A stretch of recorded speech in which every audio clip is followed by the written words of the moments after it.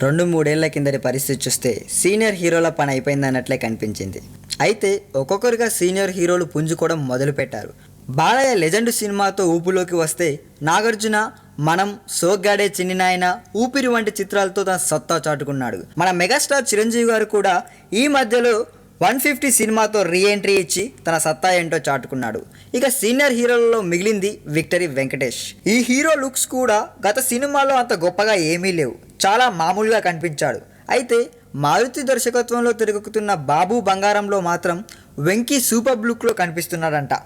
దీని first look poster release అయినప్పటి నుంచి వెంకీ ఆకట్టుకుంటున్నాడు. ప్రతి పోస్టర్లోనూ చాలా గ్లామరస్గా, గత సినిమాల్లో కంటే యంగ్ అండ్ చార్మిక్గా దర్శనమిస్తున్నాడండి. లేటెస్ట్గా రిలీజ్ చేసిన కొన్ని లుక్స్ కూడా అభిమానుల్ని ఆకట్టుకుంటున్నాయి. బాబు బంగారంలో పోలీస్ క్యారెక్టర్ చేస్తున్న వెంకీ దానికి తగ్గట్లు మంచి ఫిజిక్ కూడా మెయింటైన్ చేస్తున్నాడు. మొత్తానికి మిగతా సీనియర్ హీరోలకి తానేం తీసిపోనని పోస్టర్ల ద్వారా చాటుకున్న వెంకీ తెర మీద ఇంకెలా కనిపిస్తాడో చూద్దాం.